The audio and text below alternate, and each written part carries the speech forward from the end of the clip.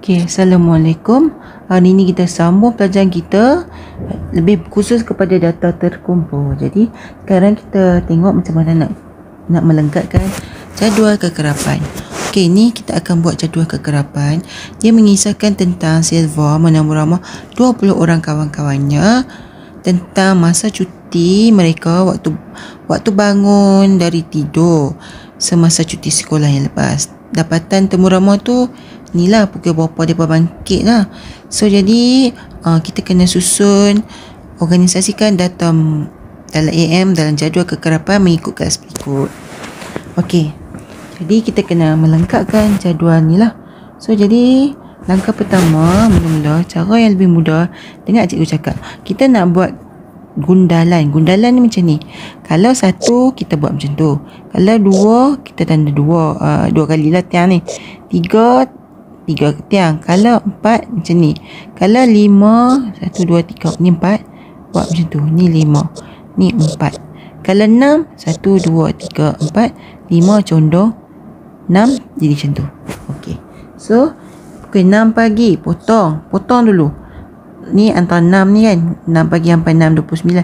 Okey, tanda 1. Okey, sambung 51 minit, ni potong 51 minit dalam kawasan ni. 6.22 dalam kawasan ni. 5.30 kawasan ni. Okey, 6.3 minit kawasan ni. 6.40 kawasan ni. 5.20 kawasan ni. 6.50 kawasan ni. 6.40 kawasan ni. 6.50 kawasan ni. 6.35 kawasan ni. Nak masuk ni 4 tambah 1 lagi 5. Okey, 5. 6.42 kawasan ni juga. Okey, 5.40 kawasan ni. 7.23 kawasan ni. 6.15 kawasan ni. 5.41 kawasan ni. 6.45 kawasan ni. 5.35 kawasan ni. 6.5 minit kawasan ni. Cukuplah 5. 6.35 kawasan ni. Okey, so bila kita dapat tanda guna, kita bilang 1, 2, dia ke depan dia 2. 1, 2, 3, 4, 4 tiang 4 lah. So ni complete ni jadi 5, 6, 7, 8. Ni 1. 1 cikgu betul 2. 1. Cukup tak 20? Kita kena check balik. Cukup tak 20? Okey, 2 campur 4, 6. 6 campur 5, 11 12 campur 8, 20. Okey, complete. Lengkap lah. Okey, so lengkap dah semua. Okey, daripada soalan ni, daripada jadual kekerapan tersebut, nyatakan bilangan murid yang bangun antara pukul 6 sampai 6.29. 6 hingga 6.29. Betul tak? Simak balik. 6 hingga 6.29 ni kan. Okey. So jadi bilangan murid dia ialah, jawapan dia ialah 5 orang murid. Okey, so B dia kata apa? Perihalkan tentang jumlah kekerapan tertinggi dan rendah masa murid bangun dari tidur. Okey, jadi dia nak sahabat yang paling tinggi dengan yang paling rendah dan masa mereka bangun. Jadi perihalkan jumlah kekerapan. Okey, so jadi yang paling ramai, yang paling tinggi adalah pelajar yang bangun 6.30 hingga 6.59, dan hanya seorang murid je yang bangun paling lambat. Okey, so jadi murid ramai bangun pada pukul ramai bangun pada pukul 6.30 AM hingga pukul 6.59 AM, iaitu 8 orang dan hanya seorang murid bangun pada pukul 7 AM hingga 7:29 AM. Okey, jadi kita pergi kepada kelas mod. Okey, sebelum ni kau belajar mod saja kan.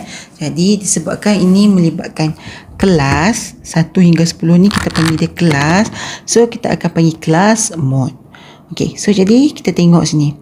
Kelas mod bagi data terkumpul. Okey, banyak-banyak data ni kita akan input dia kepada bentuk kelas 1 hingga 10, 11 hingga 20. Tu dipanggil kelas.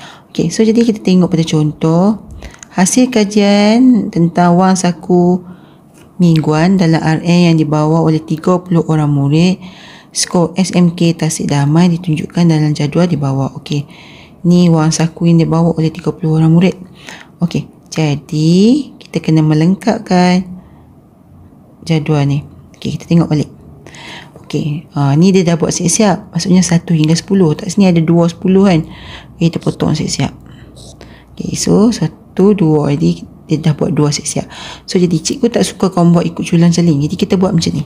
Kita ikut flow. 15 laman kawasan mana? Sini. Dia buat condong.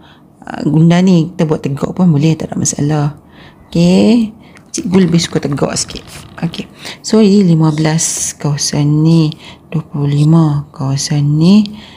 Okey, so 21 potong dulu. Sini. 32. Okey, kawasan ni 15. Kawasan ni 18. Kawasan ni 45. Kawasan ni 60. Kawasan ni 22.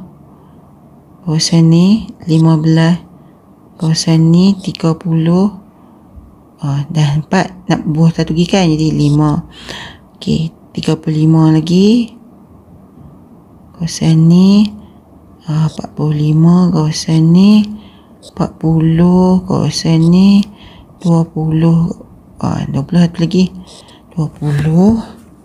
Okey, 50, 55, 35, kawasan ni 30, kawasan ni 40, kawasan ni 45, kawasan ni 45 lagi. Okey, cukup 5. 15. Kawasan ni 12. Kawasan ni 50. Kawasan ni 25. Kawasan ni 30. Kawasan ni. Okey, sekarang kita bilang. Ni dah komplit kan. 5, 6, 7. Okey, 5, 8. Okey, ni 5. 5, 6, 2. Okey, kalau lebih baik kamu semak cukup tak? 5 dengan 7, 9, 9 dengan 7, 8, 17, 17 dengan ni 22, 22 dengan 6, 28, 28 yang kedua 30. Okey, cukup lengkap. Okey, so jadi kita dah berjaya melengkapkan jadual kekerapan ni. Okey, so sekarang kita tengok apa yang dia minta seterusnya. Daripada jadual nyatakan kelas yang mempunyai kekerapan yang paling tinggi. Kekerapan yang paling tinggi. Okey, ni tengok ke kolom kekerapan. Okey, kolom kekerapan paling tinggi adalah angka dia 8. So jadi kelas yang mempunyai kekerapan yang tinggi, kelas yang mempunyai kekerapan yang tinggi ialah 21, 30. Okey, so 21, 30 ini dikenali sebagai kelas mod. Bila ada kekerapan paling tinggi, kita panggil kelas mod. Kamu jangan confuse dengan hari tu ialah mod saja. Sebabnya ni kita ada kelas 1 hingga 10 ni kita panggil kelas. Jadi kita akan panggil dia kelas mod bagi yang ada kekerapan paling tinggi. Kita tengok ni, kekerapan paling tinggi. Jangan kita habaq kata angka dia 8. Kita nak kelas mod, jadi kita kena ikut lorong dia. Okey, di kelas dia ialah 21, 30. Okey. Okey, kita tengok contoh seterusnya. Jadual kekerapan di bawah menunjukkan markah bagi ujian kecerdasan bagi 30 orang murid. Kenal pasti kelas mod. Okey, kelas mod tadi cikgu ajak kekerapan paling tinggi. Tengok kekerapan nombor apa paling tinggi? 9. Jadi kelas mod kamu ialah 64. Kelas mod kamu ialah 60 hingga 64. Ingat jangan tulis 9. Kena ambil kelas dia 60, 64. Okey, kita sambung. Okey, sekarang kita nak belajar min data terkumpul. Okey, yang tadi kelas mod. Ni min data terkumpul. Okey, jadi kita tengok sini. Jadual kekerapan di bawah merekodkan bilangan surat khabar yang dijual oleh kedai yang berlainan dalam 1 minggu. Itu titik tengah. Okey, dia minta titik tengah. Jadi kita akan mencari titik tengahnya. Okey, so jadi cara dia macam ni. Okey, so jadi kalau kelas 70 dia panggil had kelas, 74 dia panggil had bawah. Okey, sekarang okey, so jadi dia nak titik tengah. Macam mana nak cari titik tengah? Okey, cikgu tulis kat sini titik tengah. Okey, cara nak cari titik tengah dia senang saja. Okey, untuk kelas 70, 74 kamu buat macam ni. Ambil 70. Okey, kamu tambah dengan 74. Okey, 70 tambah 74. Kamu tekan sama dengan dulu. Kamu dapat jawapan, kamu bahagi 2. Okey, kena ikut step dulu. Kalau kamu tekan sekaligus, dia jawapan dia memang lari. Kamu kelas dia 70, 74 kan? Okey, jadi kamu tarik 70 tambah 74 dekat kalkulator kamu. Tekan sama dengan bahagi, dapat jawapan, baru bahagi 2. So, kamu akan dapat kat sini 72. 75, 79, tekan kalkulator 75 tambah 79. Tekan sama dengan dulu. Baru bahagi 2. Kamu akan dapat 77. Okey, sama juga dengan yang ni. 80, 84. 80 tambah 84. Tekan sama dengan dulu. Baru bahagi 2. So, dapat 82. Okey, 85. 85 tambah 89. Tekan sama dengan dulu. Dapat jawapan. Baru bahagi 2. So, kamu akan dapat 87. Ini adalah titik tengah. Titik tengah ni penting untuk nak mengira min. Okey, so kita pergi seterusnya. Okey, so jadi ini satu soalan untuk mengira min. Okey, so jadi jadual itu merekodkan 30 batang anak pokok yang dicerap oleh Yumeswari dalam satu eksperimen sains. Itu min bagi tinggi anak pokok tersebut. Okey, jadi cikgu telah mengeluarkan jadual ni. Okey, so tadi cikgu dah ajak kita macam mana nak cari titik tengah. Okey, itu. So, jadi kita sambung. Okey, 5 dengan kelas dia 5 hingga 9. Macam nak cari titik tengah? Ambil 5 tambah 9. Tekan sama dengan dulu. Dapat jawapan, baru bahagi 2.